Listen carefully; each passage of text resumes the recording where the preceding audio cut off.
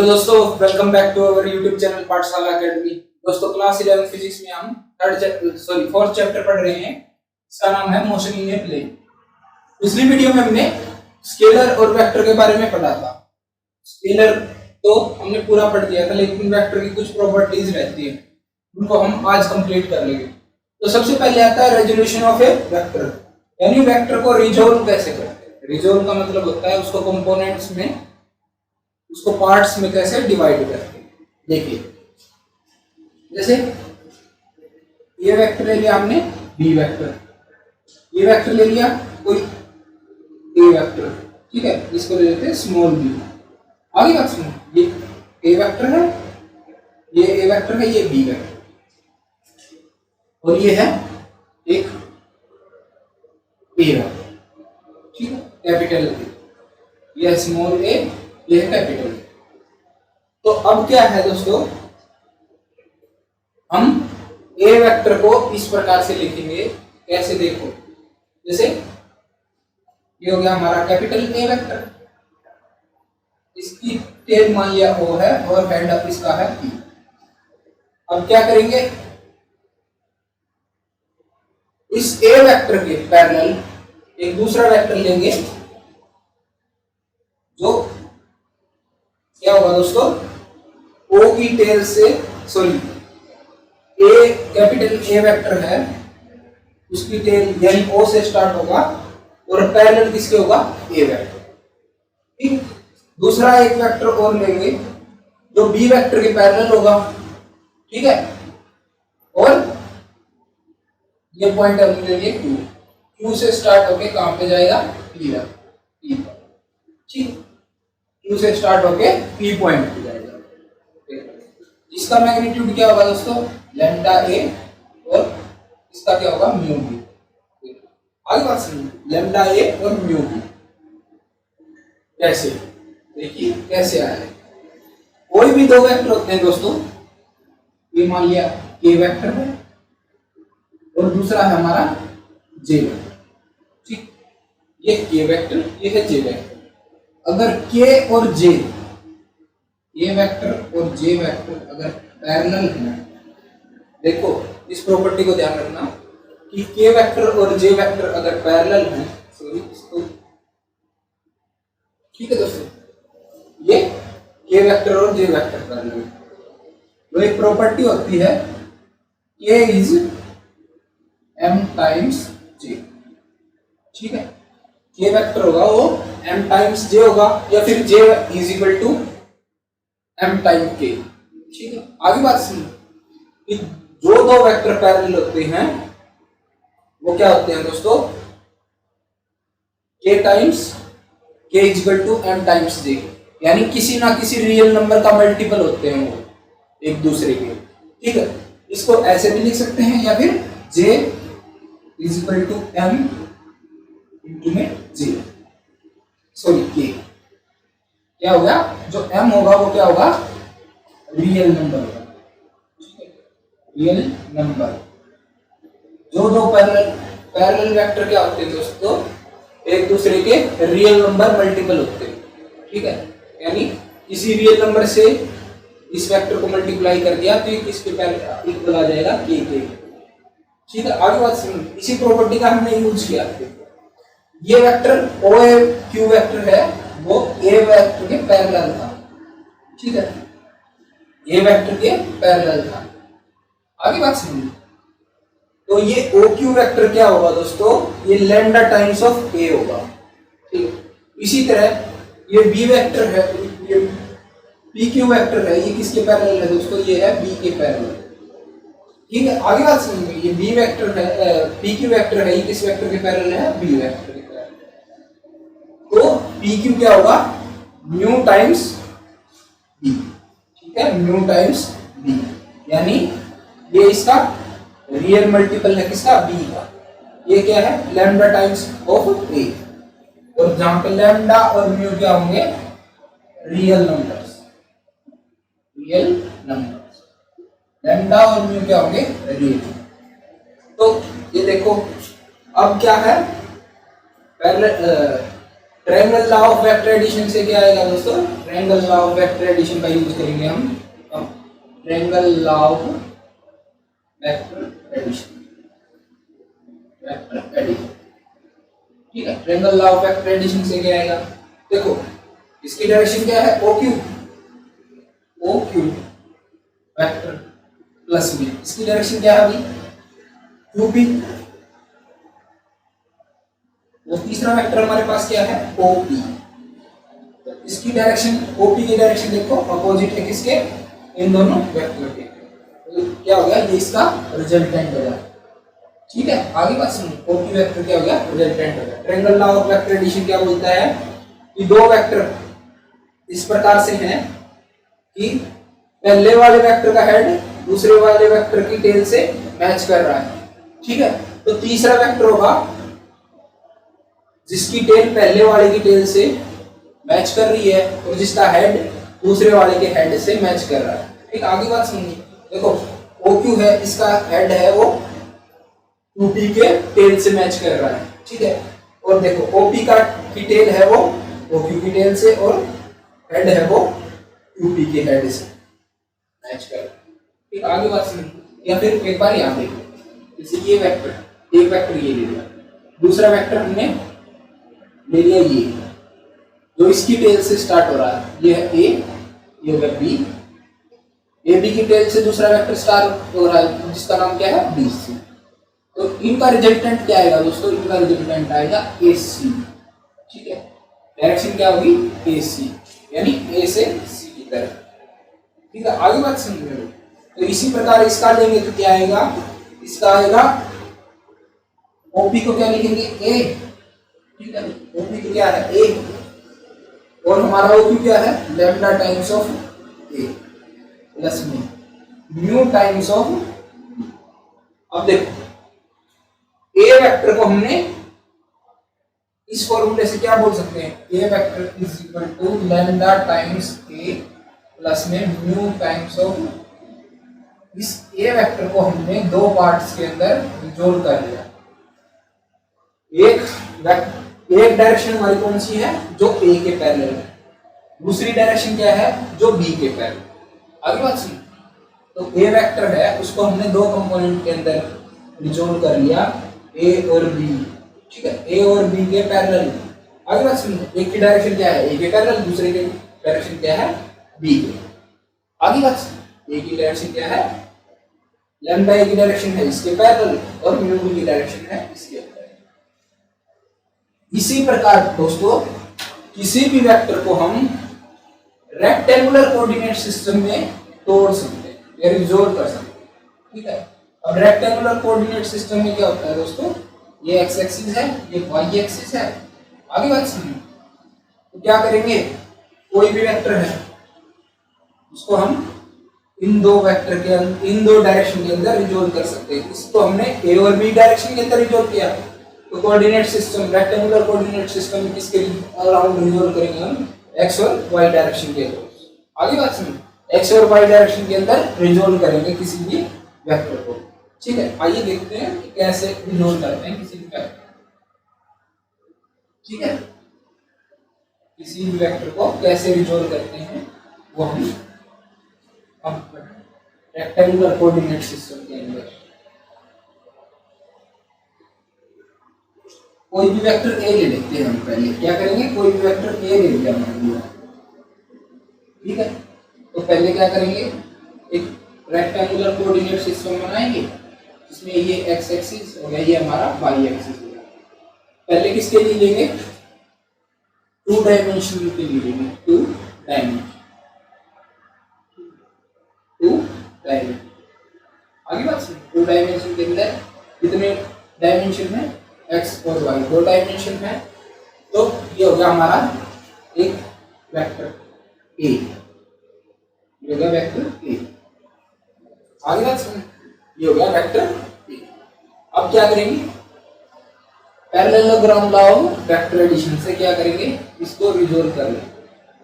Sorry, इसके क्या करेंगे? पहले इसके पैरेलल एक और इसके पैरेलल एक और वो बनाएंगे, ठीक है। या फिर इस एंगल को देख लेंगे, ये एंगल मान लिया कि हमारा थीटा, ये एंगल हमारा थीटा है। आगे सुनिए, ये एंगल हमारा थीटा है, तो ए एक्स यानी एक्स डायरेक्शन में क्या आएगा हमारा कंपोनेंट ए कोस थीटा। कैसे आएगा वो देखो, ए कोस थीटा, ये हो गया ए हमारा, मल्टीप्लाई किसके साथ है, इसके साथ, ये हो गया 90 डिग्री का एंगल हमारा, ठीक है भाई, ये हो गया 90 डिग्री का। ये क्या हो गया हमारा ए और इसका प्रोजेक्शन इसके ऊपर एक्स एक्सिस के, इस वेक्टर का प्रोजेक्शन एक्स एक्सिस के ऊपर क्या होगा, ए कोस थीटा। इसी तरह इस वाई एक्सिस पे इसका प्रोजेक्शन क्या होगा दोस्तों, A Y is equal to A sine, ये है इसका मैग्नीट्यूड, ये एक्स एक्सिस के अंदर इसका मैग्नीट्यूड है, ये वाई एक्सिस के अंदर इसका मैग्नीट्यूड है। पूरे वेक्टर को लिखेंगे तो क्या लिखेंगे, ए वेक्टर को कैसे करेंगे, ए एक्स, या तो इस तरह लिख दो ए एक्स आई कैप प्लस में ए वाई जे, या फिर किस तरह से लिखोगे, ए वेक्टर इसका मैग्नीट्यूड क्या आएगा, ए कोस थीटा साथ में आई कैप प्लस में ए साइन थीटा और जे। आगे बात सुनिए, ए साइन थीटा और जे का, इसको एक बार नोट कर लीजिए, इसके बाद आगे करेंगे।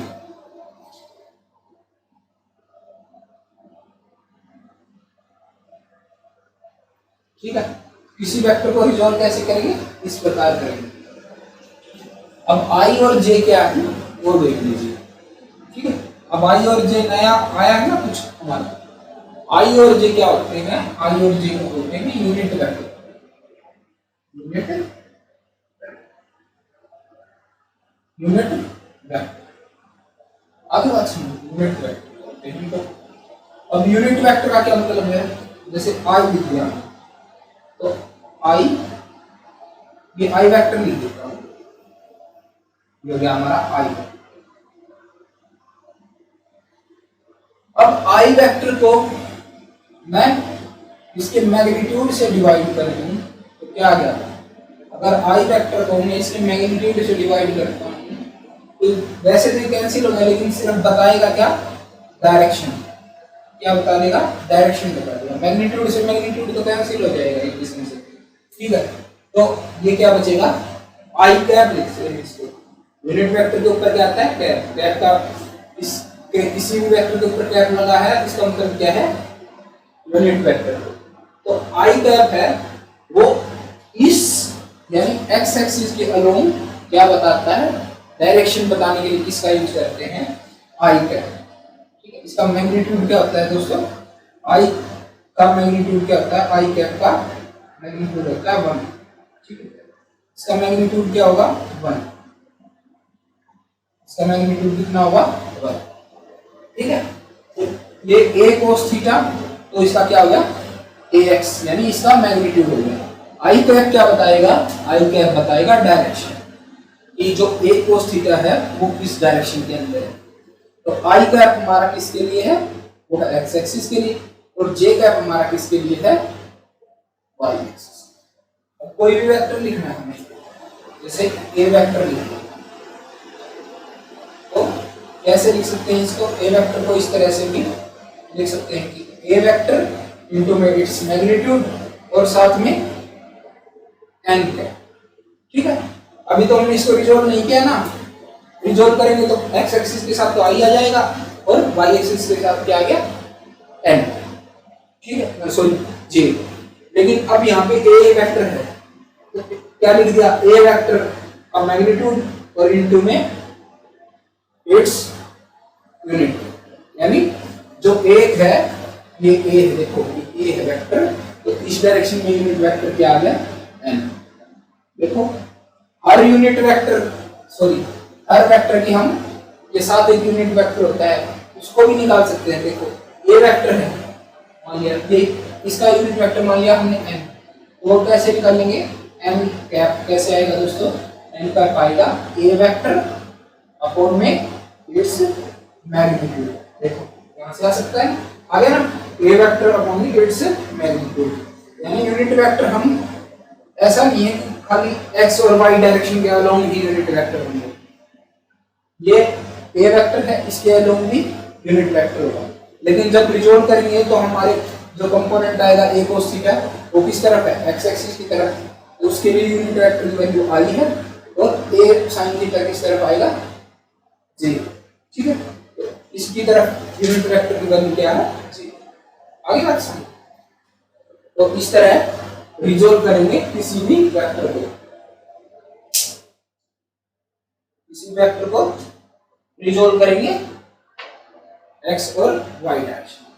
अब लेते हैं 3 डायमेंशन।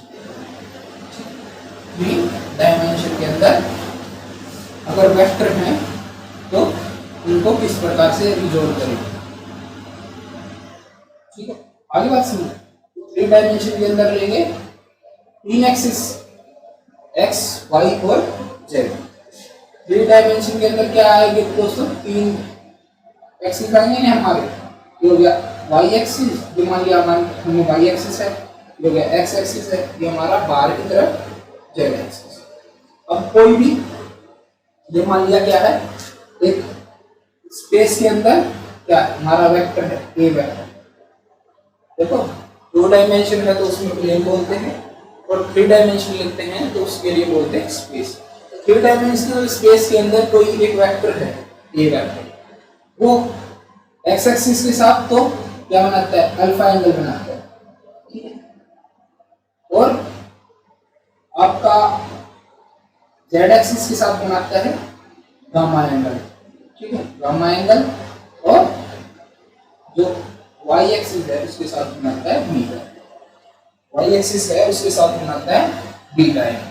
तो अब इसको कैसे रिजोल्व करेंगे दोस्तों, इसको कैसे लिख सकते हैं, देखो ए को इस तरह लिख सकते हैं ना हम, A X I cap plus में A Z sorry A Y J cap और प्लस में A Z A cap A Z के, ठीक है। इसको 3 डायरेक्शन के अंदर लिख सकते हैं कैसे, ए एक्स क्या है, एक्स एक्सिस की तरफ इसका मैग्नीट्यूड, ए वाई क्या है, वाई की तरफ इसका मैग्नीट्यूड, और ए जेड क्या है हमारा, जेड की तरफ इसका मैग्नीट्यूड। आई जे और क्या के क्या है, और जो इसके रिस्पेक्टिव यूनिट वेक्टर, ठीक है। अब देखो ए एक्स हमारा क्या आएगा, ए एक्स आ गया हमारा यहां से ए cos थीटा, ए cos अल्फा, अल्फा एंगल बना रहा है ना ए के साथ, ए cos अल्फा, ठीक है। वाई के साथ क्या बना रहा है, बीटा एंगल, तो वाई क्या आ गया, ए cos बीटा, ए cos बीटा, ठीक है। जेड के साथ क्या एंगल बना रहा है, ए cos gamma, A cos gamma. अगर अल्फा के केस में आप लिखोगे तो ए वाई क्या आ गया आपका, यहाँ पे ए वाई, ठीक है। इसके केस में ए वाई क्या आएगा आपका, ए साइन अल्फा, ठीक है, ए साइन अल्फा। या फिर इसको रहने दो, सिर्फ यही 3 कर लो आप, वरना ज्यादा कॉम्प्लिकेटेड हो जाएगा, क्योंकि हमें थर्ड के साथ भी फिर इसको रिजॉल्व करना पड़ेगा। तो ए एक्स के साथ क्या होगा, ए cos अल्फा, बी के साथ वाई के साथ क्या होगा, कौन सा एंगल बना रहा है, बीटा, तो ए cos बीटा, और ये जेड के साथ अल्फा एंगल बना रहा है तो क्या होगा, ए जेड cos अल्फा, ठीक है, ए cos अल्फा सॉरी जेड नहीं। तो अब क्या कर देंगे, इन सारों की वैल्यू उसके अंदर पुट कर देंगे, क्या आएगा हमारा, ये ए है वो कैसे आएगा, A cos alpha I cap plus में A cos beta J cap plus में A Z sorry A cos gamma A cos gamma, या फिर इस साइड लिख देता हूँ, थोड़ा साइड नहीं दिखाई दे रहा है, प्लस में क्या आएगा ए कोस गामा के, सॉरी अल्फा लिख दिया, गामा गामा। तो इस तरह से तीन वेक्टर के अंदर, तीन डायरेक्शन के अंदर ए को हम रिजोल्व कर सकते हैं। जब थ्री डायमेंशनल स्पेस हो हमारे पास, तो ए के साथ अल्फा एंगल बना रहा तो ए cos alpha I cap, B Y के साथ बीटा एंगल बना रहा तो ए कोस बीटा जे कैप, और जेड एक्सिस के साथ ए कोस अल्फा ए कैप। आगे बात सुनिए, इसके साथ क्या बना रहा है, ये एंगल बना रहा है तो इसको लिख दिया ए कोस गामा ए कैप। ठीक, अब एक प्रॉपर्टी टू डायमेंशन की रहेगी, वो एक बार फिर से बता दो क्या है।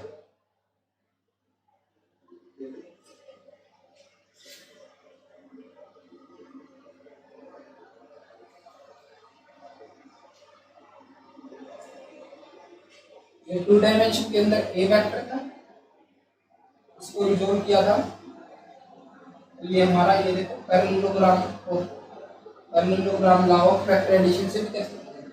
ये हमारा क्या आएगा ए एक्स आई कैप, और ये क्या आ गया ए वाई जे, ठीक है, ए वाई जे। अब हम क्या करेंगे, ए निकालना है, ठीक है, ए निकालना है तो क्या करेंगे, ए एक्स आई कैप प्लस में A Y J, A Y जे। अब देखो इसकी वैल्यू क्या है, ये तो ए एक्स हो गया, ये हो गया ए वाई, ठीक है, ये पैरेललोग्राम है ना, ये साइड है, ये इसकी पैरेलल होगी, ये क्या हो गया ए, ठीक है। अब आपको ये ए निकालना है, ये ए क्या हो गया, ये एंगल हो गया हमारा 90 डिग्री, ये हो गया हाइपोटेन्यूस, ये हो गया बेस, और ये हो गया परपेंडिकुलर। तो अब ए स्क्वायर कैसे आएगा, ए का स्क्वायर क्या होगा दोस्तों, ए स्क्वायर सॉरी ए एक्स का स्क्वायर प्लस में ए वाई का स्क्वायर, ठीक है, यही आएगा ना, ए का square is equal to A x square plus में ए वाई स्क्वायर। अब ए क्या आएगा, ठीक है, इसका मैग्नीट्यूड क्या आएगा, ए एक्स का स्क्वायर अंडर रूट प्लस में ए वाई का स्क्वायर, ये इससे इसका मैग्नीट्यूड आ जाएगा इस वेक्टर का, ठीक है। अब ये एंगल थीटा निकालना है, मान लो हमको ये एंगल थीटा निकालना है, क्या करेंगे, tan theta is equal to क्या होगा ए वाई अपॉन में ए एक्स, ठीक है, आ गया हमारा, ये रिलेशन आ गया इस ट्रायंगल से। तो क्या करेंगे, theta is equal to tangent inverse A Y upon में ए एक्स, इससे हमारा ये एंगल भी आ गया, ठीक है। और कुछ नहीं करना हमें, इसके अंदर थीटा और इसका मैग्नीट्यूड कैसे निकालते हैं वो देख लो, ठीक है, स्क्रीनशॉट ले लीजिए, उसके बाद इसको रब कर दो, ठीक है। अब देखते हैं कि ये तो हमने निकाल लिया ग्राफिकल सॉल्यूशन, अब एनालिटिकल सॉल्यूशन के अंदर देखते हैं कि एनालिटिकल सॉल्यूशन कैसे होता है वेक्टर का, ठीक है। एनालिटिकल में क्या होगा, जो भी वेक्टर है उसको कंपोनेंट में डिवाइड करके ऐड और सब्ट्रैक्ट करते हैं, ठीक है। एनालिटिकल में क्या होता है, जो सॉल्यूशन आते हैं वो एक सीरीज की फॉर्म में आते हैं, ए है जैसे हमारा ए वेक्टर, इसको किसमें डिवाइड कर लेंगे, ए एक्स आई कैप, ठीक है, ए एक्स सॉरी ये तो मैग्नीट्यूड है, ए एक्स आई कैप हमारी डायरेक्शन बताएगी किस तरफ है, एक्सेस की तरफ, और ये ए वाई जे। इसी प्रकार दूसरा कोई वेक्टर है बी, इसको कैसे करेंगे, बी एक्स आई कैप और बी वाई जे। अभी हमने टू डायमेंशन के लिए लिया है, ठीक है, ध्यान रखना इस चीज का भी कि हमने टू डायमेंशन के लिए लिया है, तो टू डायमेंशन के लिए क्या होगा, ए और बी किसमें रिजोल्व होंगे, एक्स और वाई के अंदर, एक्स और वाई के अंदर रिजोल्व हो रहे, जेड वाला कंपोनेंट हमारा 0 हो जाएगा, क्यों, क्योंकि हमने सिर्फ टू डायमेंशन के लिए लिया। तो अब ए प्लस बी हमारा क्या आएगा भाई, ए प्लस बी हमारा क्या आएगा, ए एक्स प्लस में ए वाई, ये क्या है आई कैप, ये क्या है जे कैप, ठीक है, प्लस में B x I cap plus में बी वाई जे, बी वाई जे। आगे भी बात सुनिए, ठीक है। तो हमने क्या बताया था कि वेक्टर एडिशन है वो कम्यूटेटिव और एसोसिएटिव होता है, कम्यूटेटिव और एसोसिएटिव, ठीक है। एसोसिएटिव के अंदर क्या प्रॉपर्टी की गई, ए प्लस में B plus C is equal to A plus B plus में सी। आगे बात समझ, यानी अब इसके अंदर देखो कैसे लगाएंगे। अब क्या कर लेंगे, ए एक्स आई कैप प्लस में ये वाला बी एक्स इसके साथ ले आएंगे, B x I cap plus में ये हो गया एक, ये क्या हो गया B Y J cap plus में ए वाई जे। इससे वैसे भी आप समझ सकते हो कि सारी चीज प्लस के अंदर है। आप सिंपल समझ के देखो कि 5 प्लस 6 कर लो या 6 प्लस 5 कर लो, दोनों चीजें बराबर आएंगी, 11 आएगा इन दोनों का सम। तो या तो ए को ए एक्स को बी एक्स के साथ लिख लो या फिर बी ए वाई को लिख लो, क्योंकि सारे प्लस में है कोई फर्क नहीं पड़ेगा, ठीक है। ए एक्स प्लस में बी एक्स, ये क्या हो गया आई कैप, और बी ए वाई प्लस में बी वाई, ये किसके साथ आएगा, इसके साथ क्या आएगा जे का, ठीक है। अब a प्लस बी क्या बनेगा दोस्तों, a प्लस बी हमारा क्या बनेगा रिजल्ट, a प्लस बी क्या बताता है रिजल्ट। और देखो अब क्या आ गया, ये रिजल्टेंट इज इक्वल टू, इसको क्या लिख सकते हैं हम, इसको लिख सकते हैं ना आर एक्स, यानी रिजल्टेंट का x डायरेक्शन के अंदर क्या कंपोनेंट है, इसको क्या लिख देंगे आर एक्स और साथ में आई है, इसको लिख देंगे बाई आर वाई। आर कैसे लिख सकते हैं, R X I cap plus में आर वाई जी कैप। यहाँ पे आपका आर एक्स क्या होगा, ए एक्स प्लस में बी एक्स, और आर वाई कंपोनेंट आपका क्या हो गया ए वाई प्लस में बी, ठीक है। इस तरह से इसको लिख सकते हैं, ठीक है। टू डायमेंशन के लिए तो यही आएगा, आप इसको नोट कर लीजिए या इसका स्क्रीनशॉट ले लेना, बाद में नोट कर लेना, स्क्रीनशॉट ले लो। अब 3 डायमेंशन की जब बात करेंगे तो उसके अंदर क्या आएंगे, 3 फैक्टर आएंगे। अब यहाँ पे क्या करना है, सिर्फ ए जेड जे कैप होगा, यहाँ पे बी जेड जे, ठीक है। आगे बात सुनिए, यहाँ पे भी क्या गया, ए जेड आपका अलग से एक पार्ट आ गया, उसके साथ क्या आएगा ए जेड के साथ क्या आएगा ए कैप, इसी के अंदर कर रहा हूं मैं देखो, और बी वाई के साथ क्या आएगा बी जेड, यहाँ से इसको रिजल्ट करेंगे तो इसके साथ क्या आएगा ए जेड ए का प्लस में बी जेड, और प्लस में ए जेड प्लस में बी जेड, साथ में बाहर क्या आएगा ए का। इस पार्ट को क्या लिख सकते हैं हम आर जेड प्लस में आर जेड के, ठीक है। 3 डायमेंशन के अंदर ये क्या आ जाएगा, एक पार्ट और ऐड हो जाएगा इसके अंदर आर जेड के का। अब आर जेड की वैल्यू क्या आएगी हमारी, वो आएगी ए जेड प्लस में बी जेड, ए जेड प्लस में बी जेड,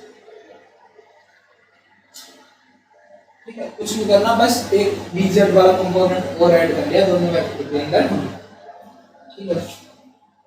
प्लस माइनस दोनों केस में ऐसा ही हो सकता है। देखो ये वाला माइनस कर देंगे ना, ये मान लिया हमने माइनस कर दिया थर्ड वाला, क्या होगा ये हो गया ये, ठीक है। अब बात सुनिए, और इसके बाहर फिर क्या आ जाएगा, इसके बाहर आ जाएगा माइनस, यहाँ पे क्या आएगा, इसको ब्रैकेट के अंदर क्लोज कर दिया और यहाँ पे आएगा माइनस, ठीक है। यहाँ पे भी माइनस है भाई, और यहाँ पे भी क्या आ जाएगा माइनस। अब प्लस माइनस में कुछ नहीं करना आपको, बस ये ध्यान रखना, इसमें टोटल के बाहर क्या आएगा माइनस आएगा, दोनों माइनस है ना, ठीक है। और यहाँ पे क्या आ जाएगा आपका माइनस है, तो माइनस साइन के लिए अलग अलग कर लेना, यानी एक्स वाले एक साथ कर लेना, वाई वाले एक साथ कर लेना, और जेड वाले एक साथ कर लेना। ठीक है, तो इस प्रकार से 3 डायमेंशनल स्पेस के अंदर रिजॉल्व होंगे वेक्टर। अब एक चीज और रहती है इसके अंदर, लास्ट टॉपिक है ये वेक्टर वाला, क्या बताता है उसके अंदर कि वेक्टर है उसका मैग्नीट्यूड, ये तो हमने देख लिया कि किस तरह से रिजॉल्व करते हैं उसको वेक्टर को 3 डायमेंशनल स्पेस के अंदर या फिर 2 डायमेंशनल प्लेन के अंदर कैसे उसको रिजॉल्व करेंगे। ठीक है, तो अब देखते हैं कि 2 वेक्टर हैं उनको ऐड करेंगे तो उनका मैग्नीट्यूड किस प्रकार से, क्या मैग्नीट्यूड आएगा, क्या उनका मल्टीप्लिकेशन सॉरी एडिशन आएगा। देखो ये 2 वेक्टर हमने ले लिए, ठीक है, ये वेक्टर ले लिए, ये हो गया बी वेक्टर, ये हो गया हमारा ए वेक्टर, ठीक है, बी वेक्टर और ए वेक्टर। इसको थोड़ा सा मैं स्ट्रेट कर लेता हूँ ताकि सामने से आपको, वरना ये फिर कैसा ये थोड़ा सा कंजेस्टेड हो जाएगा, आपको ऐसे दिखाई देगा। अब ये वेक्टर ले लिया हमने ए वेक्टर, ए वेक्टर, ये भी वेक्टर ले लिया हमने बी वेक्टर, ये हो गया हमारा मान लिया ओरिजिन। तो अब क्या करेंगे, parallelogram law of vector addition से इसका रिजल्टेंट निकालेंगे पहले। ये आ गया, ये पहले क्या करना है, पैरेललोग्राम लॉ में बताया था ना कल, पहले क्या करेंगे कि बी के पैरेलल, पहले या तो ए के पैरेलल ले लो, यानी ए के पैरेलल लेकर इसी इतने ही मैग्नीट्यूड का एक वेक्टर ले लेंगे, फिर क्या करेंगे बी के पैरेलल इतने ही मैग्नीट्यूड का एक वेक्टर ले लेंगे। तो दोनों जो आर्म हमने एक्सटेंड की थी, जब वो एक दूसरे से मिलेंगी तो जिस पॉइंट पे वो मिलेंगी वो उस पॉइंट को हम दोनों वेक्टर की टेल से मैच करेंगे, तो क्या आएगा हमारा रिजल्टेंट आएगा, या फिर इसको बोल दीजिए ये क्या आ गया, इसका डायगोनल आ गया पैरेललोग्राम। आगे बात सुनो, जो पैरेललोग्राम का डायगोनल है वो क्या बताएगा आपको, ये बताएगा रिजल्टेंट दोनों वेक्टर। आगे बात सुनो, अब देखो इसको लिख दिया आर, इसको क्या लिख दिया, ठीक है, इसके बाद नेमिंग कर लेते हैं पहले, ये ओ हो गया, ये हो गया ई, ठीक है। अब क्या करें, पहले देखो इस ई से इसके ऊपर एक परपेंडिकुलर ड्रॉ करेंगे, ठीक है, और एक परपेंडिकुलर इस पॉइंट, इसको क्या लेना है, आर ले लिया हमने, मान लिया, ठीक है, इसको ले लेते हैं क्यू, आर ये हो गया एस, ये ले लिया हमने एम, ठीक है। यानी पहले क्या करना है कि पी से ओ आर के ऊपर एक परपेंडिकुलर ड्रॉ करें, ठीक है, या फिर एक मिनट इसको एस ले लो क्योंकि आर हमने रिजल्टेंट लिया है, ठीक है। तो ओ एस के ऊपर एक परपेंडिकुलर ड्रॉ किया कहां से, पी पॉइंट से, दूसरा परपेंडिकुलर हमने ड्रॉ किया कहां से, एस पॉइंट से इस एक्स एक्सिस, या फिर आप बोल लो ए वेक्टर के ऊपर, ठीक है। आगे बात सुनिए, अब देखो कैसे निकालें, ठीक है, आगे बात सुनिए, अब कैसे निकालें। अब ये एंगल मान दोनों के बीच में एंगल है थीटा, और रिजल्टेंट के साथ जो आपका ये एंगल है वो है अल्फा, ए आपके का है ए वेक्टर, और रिजल्टेंट के साथ कितना एंगल बनाता है अल्फा, और बीटा कितना बनाता है, सॉरी बी वेक्टर बनाता है बीटा, बी वेक्टर कितना बनाता है बीटा। आगे जो बात सुनिए, कितना बनाएगा। अब देखो क्या करना है, अब रिजल्टेंट निकालेंगे। रिजल्टेंट क्या है आपका, O S vector, O S vector, उसको निकालेंगे कैसे, पहले हमने ले ली triangle O S Q, triangle O S Q, ठीक है। अब हमें ओ एस निकालना है, तो ओ एस का मैग्नीट्यूड कैसे आएगा भाई, ओ एस का स्क्वायर, यानी क्या बन गई एक, देखो ये 90 का एंगल अभी हमने परपेंडिकुलर ड्रॉप किया ना, तो ये क्या बन गई एक राइट एंगल ट्रायंगल, ये ओ एस क्या बन गया एक हाइपोटेन्यूज, ये हो गया आपका हाइट, ये हो गया बेस। तो ओ एस किसके बराबर होगा भाई, ओ क्यू का स्क्वायर प्लस में एस क्यू का स्क्वायर, एस क्यू का स्क्वायर, देख लो यार, ओ क्यू का स्क्वायर प्लस में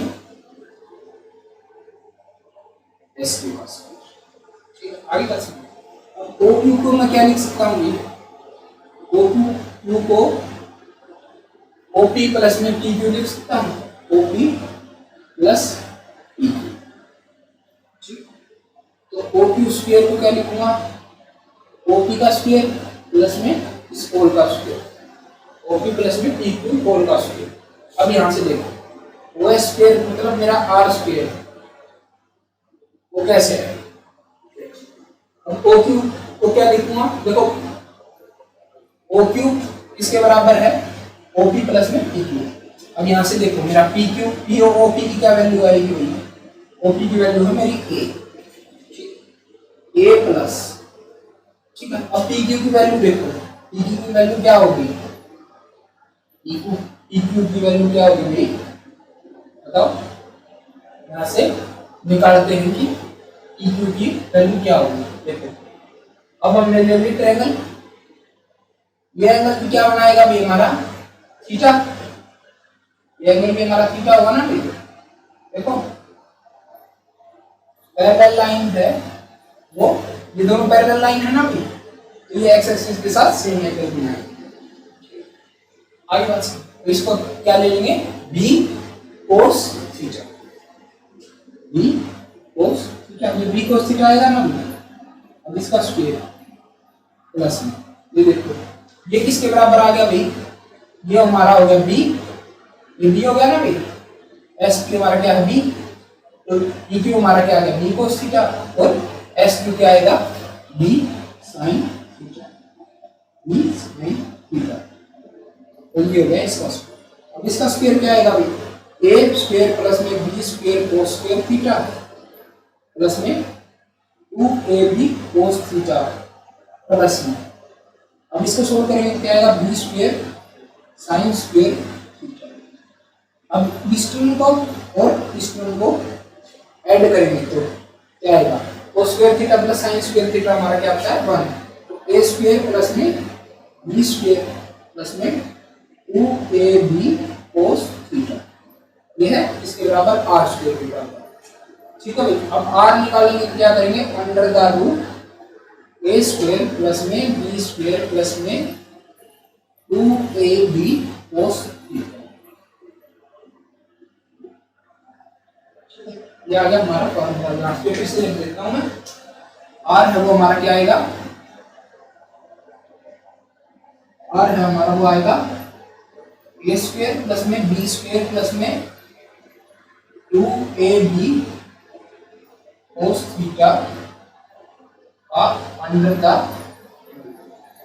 ठीक है। आगे बात सुनिए, कोस थीटा का अंडर द, तो एक बार इसको या तो नोट कर लीजिए या फिर इसका स्क्रीनशॉट ले लीजिए, ठीक है। आगे बात सुनिए, क्या गया मैग्नीट्यूड कैसे आएगा r का जब दो वेक्टर दे, इसको नोट करें या फिर इसका स्क्रीनशॉट लीजिए।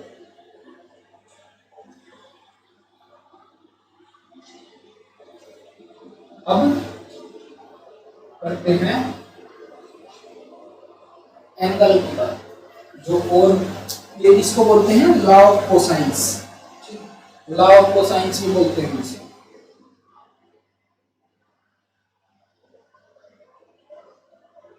अब देखो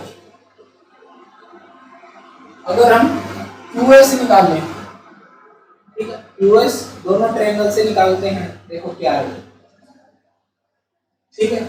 तो QS ट्रायंगल SO2 से निकाला हमने QS की वैल्यू, किसके बराबर होगी भाई, वो होगी R, ये होगा ना हमारा R, साथ में एंगल क्या है अल्फा, R साइन अल्फा, ठीक है। आगे की बात से अब दूसरा निकालो इससे, ठीक है, इससे निकालते हैं क्या आएगा भाई, QS किसके बराबर आएगा, इधर लिख देता हूं कौन से ट्रायंगल लिए, ट्रायंगल SEQ, इसमें QS किसके बराबर आएगा, इसमें आएगा B sine theta, B sine theta, B sign theta. आगे की बात, तो यहां से क्या आएगा भाई, QS तो बराबर हो गए, तो इनको क्या करेंगे R sine alpha is equal to B sine theta. आगे बात सुनो। अब इसको इसके नीचे ले जाओ, इसको इसके नीचे ले जाओ, तो आर साइन थीटा बराबर किसके होगा भाई? B sine. R sine theta किसके बराबर होगा? B sine alpha. R by sine theta equal to B by sine alpha. अब पीएम निकालो। अब ट्रायंगल किसमें से निकालोगे? ओ पी एम में से। क्या निकालना है आपकी बार? आपको निकालना पीएम। आपकी बार पीएम निकालना क्या आएगा? पीएम आपका क्या आएगा भी? यहां से पीएम आपका आएगा, इस ट्रायंगल से निकालोगे तो क्या आएगा? ये हो गया आपका 90 डिग्री। ठीक है, ये एंगल है क्या आपका? सॉरी, ये वेक्टर है ए, ये क्या हो गया? ए साइन अल्फा। ठीक है, ए साइन। अब ट्रायंगल एस पी एम में से निकालो, तो पी एम की वैल्यू क्या आएगी? यहां से B cos B sine beta. B sine beta. देखो ये एंगल बीटा है ना, तो पैरेलल लाइन इसको क्या बोलते हैं? सॉरी, ये एंगल क्या आएगा आपका? बीटा। आगे बात सुनिए। ठीक है, क्या पैरेलल लाइन इसको एंगल बोलते हैं, कोरस्पॉन्डिंग एंगल बोलते हैं। नाम ध्यान नहीं आ रहा भाई, कोरस्पॉन्डिंग एंगल बोलते हैं शायद। ये एंगल क्या है? ये एंगल भी बराबर हो गया, ये भी एंगल बराबर हो गया। तो पी एम क्या आ गया? यहाँ से बी साइन बीटा और यहाँ से ए साइन बीटा। अब यहाँ से देखो दोनों बराबर हो गए। ए साइन अल्फा है, किसके बराबर आ गया? B sine beta. इसको ले लेते हैं नंबर 1। पहले इसको देख लो, इसको ले लिया नंबर 1। इसको देखो, इसके अब क्या आएगा? A sine beta. A upon sine beta is equal to B upon sine alpha. ये होगी 2। देखो वहां पे बी अपॉन साइन अल्फा किसके बराबर आया? अभी आर अपॉन साइन थीटा। यहाँ पे किसके आया है? ए अपॉन साइन थीटा। तो ये एक दूसरे के बराबर भी होंगे, तो इक्वल टू क्या लिख सकता हूं मैं? R upon sine theta. ये आ गया मेरा, इसको क्या बोलते हैं? Law of sines. इसको बोलते हैं लॉ ऑफ साइंस। साइंस नहीं भी, SINE साइन। ठीक है, साइन थीटा वाला साइन। ये एक रिलेशन दिया गया, एक हमने मैग्नीट्यूड के लिए निकाला है। अब tan अल्फा देखो, tan अल्फा इसके बराबर आएगा। इसको एक बार नोट कर लो। ठीक है,